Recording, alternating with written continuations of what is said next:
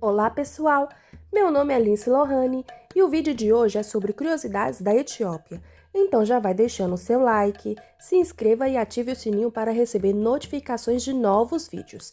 Aqui no canal tem uma playlist completa sobre o Antigo Egito e vários outros vídeos devocionais e de curiosidades. O link da playlist deixarei aqui na descrição do vídeo. Então, vamos lá! Etiópia revelada. Tradição, resistência e renascimento. A Etiópia é um país com uma história rica e uma cultura vibrante. Está situada no chifre da África e é um dos países mais antigos do mundo, com uma história contínua que remonta a milênios, sendo considerada um dos berços da humanidade. É o segundo país mais populoso da África, com mais de 120 milhões de habitantes, e sua capital é Addis Abeba. Conhecida como o Museu dos Povos, a Etiópia abriga uma rica tapeçaria de culturas e tradições. As regiões do norte são marcadas por sítios arqueológicos e históricos, enquanto o sul é lado a diversas etnias tribais com culturas preservadas e pouco influenciadas pelo Ocidente.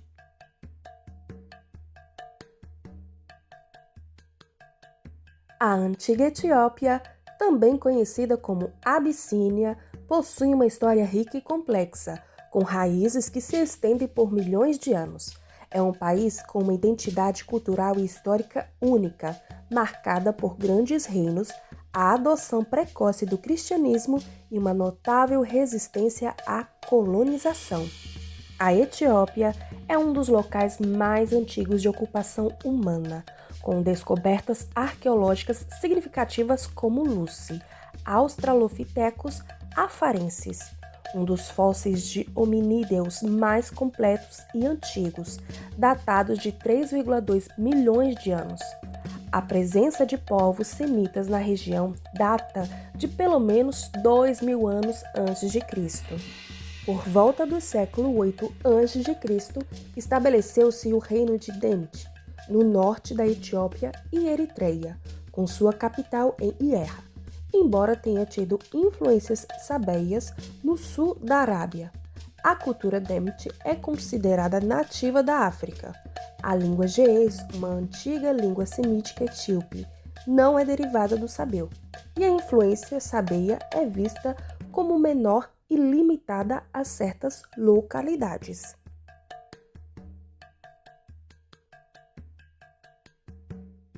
O reino de Aksum é um dos períodos mais proeminentes da antiga Etiópia, centrado na atual Etiópia e Eritreia.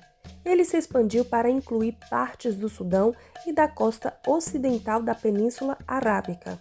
Aksum foi um império poderoso que prosperou economicamente através do comércio, controlando rotas comerciais importantes no Mar Vermelho, entre Roma e a Índia. Exportava principalmente ouro, marfim, chifre de rinoceronte, sal e pedras preciosas. Sua capital, também chamada Aksum, tornou-se um grande mercado no norte da África.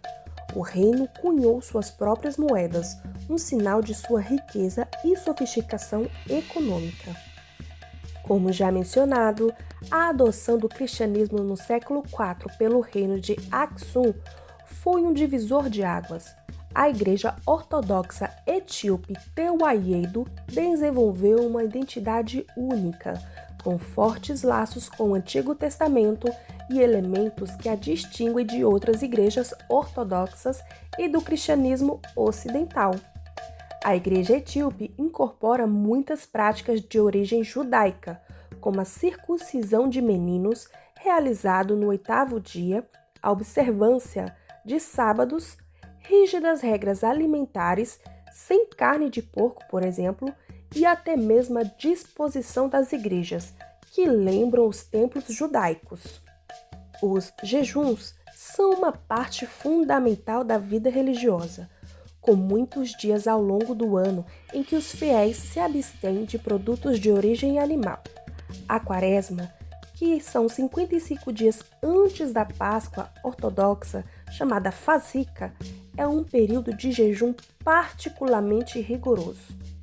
Os festivais religiosos são eventos vibrantes e coloridos que reúnem comunidades para celebrações elaboradas. Dois dos mais importantes são o Timek, que é a Epifania, celebra o batismo de Jesus no Rio Jordão. É marcado por procissões grandiosas, onde réplicas das tábuas da lei são levadas para corpos d'água para serem abençoadas, e as pessoas se reúnem para rituais de renovação de votos batismais.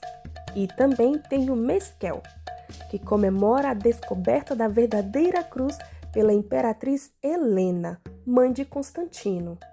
Fogueiras são acesas em grandes piras decoradas com flores amarelas, e as cinzas são usadas para traçar uma cruz na testa dos fiéis. Sacerdotes e diáconos, frequentemente em vestes coloridas e carregando cajados e cruzes ornamentadas, são uma presença constante na vida diária. E muitos etíopes beijam as cruzes dos clérigos como um sinal de respeito.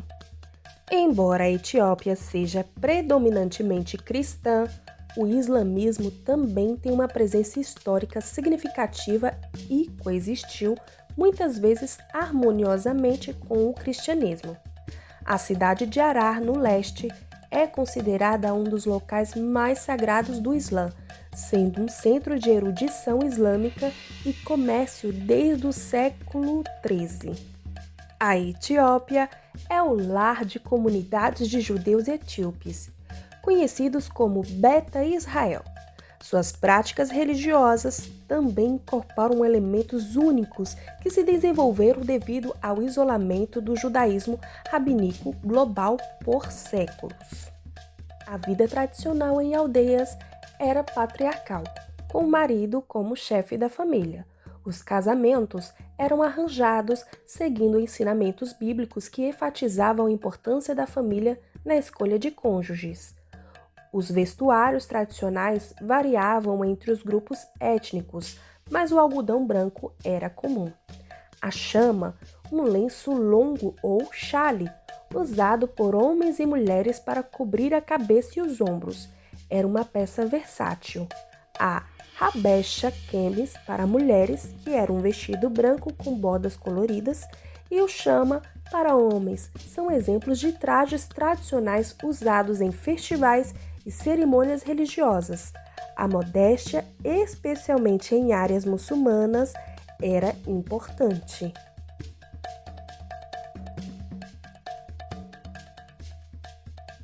O ge'ez permaneceu como língua litúrgica e de erudição, especialmente na Igreja Ortodoxa Etíope. Muitos textos religiosos e históricos foram escritos em ge'ez, que era semelhante ao hebraico, e logo depois apareceu o amárico, que tornou-se a língua oficial do Estado, especialmente a partir da dinastia salomânica. A literatura etíope antiga consistia principalmente em códices manuscritos chamados brana, feitos de folhas de pergaminho. Muitos desses trabalhos tinham temas religiosos, incluindo hinos, comentários bíblicos e vidas de santos. Haviam também rolos de proteção, que eram os kedap, que serviam como amuletos escritos, feitos por clérigos não ordenados, que eram especialistas em exorcismo e cura. A poesia Kene, conhecida por suas camadas de significado literal e figurado, também era uma forma de expressão artística importante.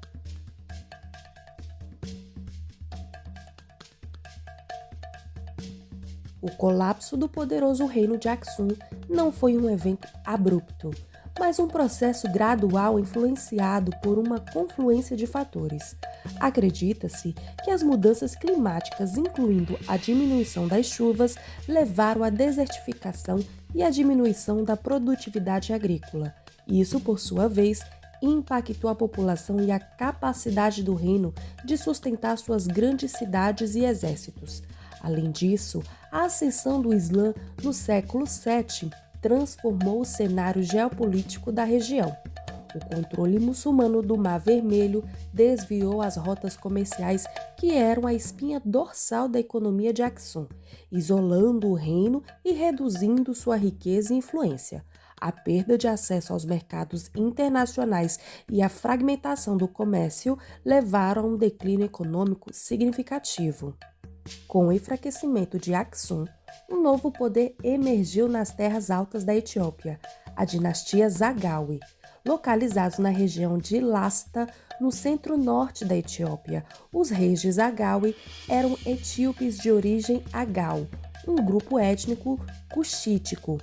Embora não se conectassem diretamente à linhagem salomânica dos reis de Aksum, eles continuaram a tradição cristã e se concentraram em consolidar o poder dentro do Planalto Etíope.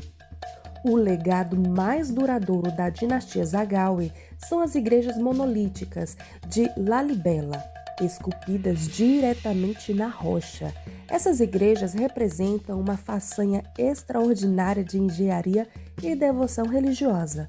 Acredita-se que foram construídas no século XII e XIII, sob o reinado do rei Lalibela, que desejava criar uma nova Jerusalém na Etiópia para peregrinos que não podiam viajar para a Terra Santa. As igrejas são interligadas por túneis e trincheiras e continuam sendo um local de peregrinação e um patrimônio mundial da Unesco. No final do século XIII, a dinastia Zagawe foi deposta por Lekuno Amelak, que reivindicava ser descendente da linhagem salomânica, restaurando assim o que se tornou a dinastia salomânica. Esta dinastia governaria a Etiópia com interrupções por mais de 700 anos, até a queda do imperador Haile Selassie em 1974.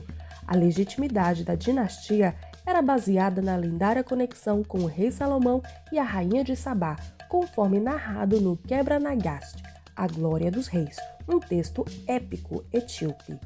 O período da dinastia salomânica foi marcada por uma forte centralização do poder imperial e pela consolidação da identidade cristã ortodoxa etíope. Os imperadores exerciam uma autoridade considerável, embora frequentemente tivessem que lidar com desafios de senhores regionais e invasões externas. Um dos períodos mais notáveis dentro da dinastia salomânica foi o período gonderino. O imperador Fasilides estabeleceu a capital em Gondar em 1636 e a cidade se tornou um centro de arte, arquitetura e aprendizado. Os castelos de Fazil Gebi em Gondar, um complexo de castelos e palácios fortificados, são testemunhos da grandiosidade e da influência cultural deste período. A arquitetura gonderina exibia uma fusão de estilos etíopes, árabes e europeus, refletindo as interações e influências que a Etiópia manteve apesar do isolamento.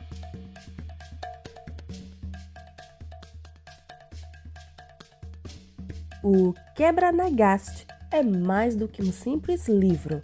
É a epopeia nacional da Etiópia, que fornece a base para a legitimidade da dinastia salomânica e a identidade da Igreja Ortodoxa Etíope Tewahedo. Escrito em ge'ez por volta do século XIV, o texto narra a história da rainha de Sabá, Maqueda, na tradição etíope, e sua visita ao rei Salomão em Jerusalém. Embora a Bíblia não a chame explicitamente de Rainha da Etiópia, a tradição etíope identifica a Rainha de Sabá como a Rainha Maqueda, que reinava sobre Aksum, a antiga Etiópia, e ela é citada na Bíblia em 1 Reis 10 e 2 Crônicas 9. A narrativa bíblica descreve sua visita a Jerusalém para testar a sabedoria do rei Salomão com perguntas difíceis, trazendo consigo uma grande quantidade de especiarias, ouro e pedras preciosas. Impressionada com a sabedoria de Salomão, ela exclamou: "Sua sabedoria e prosperidade excedem em muito o que eu tinha ouvido." De acordo com o Quebra-Nagast, Maqueda e Salomão tiveram um filho, Menelik I, que mais tarde viajou para Jerusalém para se encontrar com seu pai.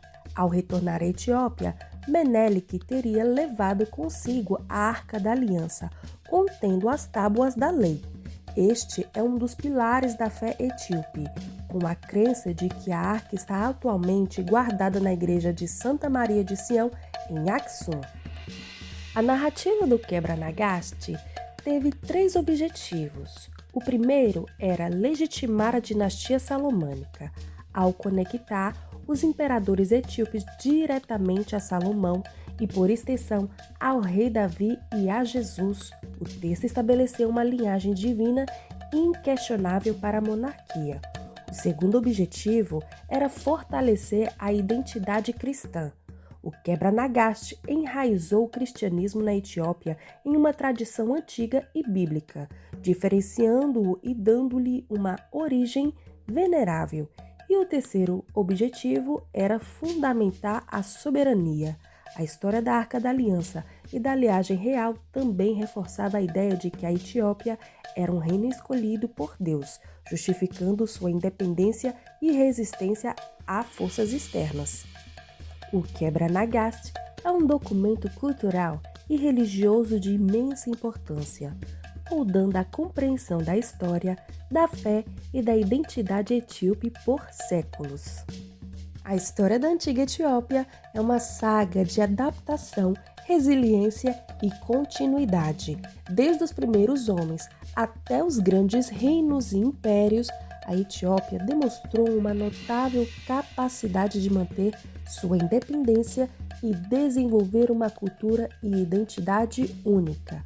A persistência de sua fé cristã, a riqueza de sua arte e literatura e a importância de suas construções antigas são testemunhos de uma civilização que prosperou em meio a desafios e deixou uma marca inigualável na história mundial. A Etiópia tem uma presença significativa na Bíblia, tanto no Antigo quanto no Novo Testamento, muitas vezes referida como Cush. É um país com uma das mais antigas tradições cristãs do mundo. O nome Cush é usado no Antigo Testamento para se referir a uma região ao sul do Egito, que abrangia o que hoje é a Etiópia, o Sudão e partes do sul do Egito.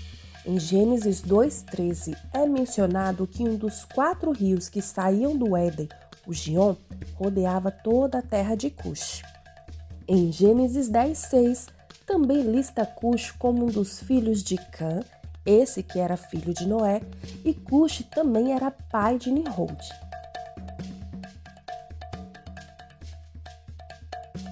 Esta é uma das passagens mais significativas que conectam a Etiópia diretamente com a propagação inicial do cristianismo. Filipe, o evangelista, é direcionado pelo Espírito Santo para encontrar um eunuco etíope de alto cargo, tesoureiro da rainha Cândace da Etiópia. O eunuco estava retornando de Jerusalém, onde havia ido adorar, e estava lendo o livro do profeta Isaías. Filipe o encontra e, ao ser convidado para subir no carro do eunuco, explica a passagem pregando sobre Jesus. O eunuco compreende e pede para ser batizado, o que Filipe faz em uma fonte de água próxima. Essa história é crucial por várias razões. Primeiro, mostra a universalidade do evangelho, alcançando até mesmo um oficial gentil de uma terra distante. Segundo, indica que o cristianismo pode ter chegado à Etiópia muito cedo, talvez através deste eunuco, que é considerado o primeiro convertido etíope e que teria levado o evangelho de volta ao seu país. E terceiro, demonstra a importância da interpretação das Escrituras e a guia do Espírito Santo. Em resumo, a Etiópia, sob o nome de Cush, é uma terra e um povo com raízes profundas na narrativa bíblica, desde os Gênesis até o Novo Testamento, desempenhando um papel fundamental na disseminação do cristianismo e mantendo uma herança religiosa cultural única. A antiga Etiópia deixou um legado profundo que continua a influenciar o país moderno. Sua história de independência, sua rica herança religiosa e cultural e sua notável resistência à colonização a tornam um caso de estudo fascinante e inspirador na história mundial. A Etiópia de hoje ainda ecoa as tradições, as línguas e a fé de seus antepassados, mantendo viva uma das civilizações mais antigas e distintas do mundo. Então é isso, pessoal. Gostou do vídeo? Então deixe o seu like, comenta e compartilha. Lembrando que já tem uma playlist completa sobre o Antigo Egito e vários outros vídeos devocionais e outras curiosidades também. Deixarei o link da playlist na descrição do vídeo. Se inscreva, já ative o sininho para receber as notificações para os novos vídeos, tá bom? Um grande beijo e até o próximo vídeo. Tchau!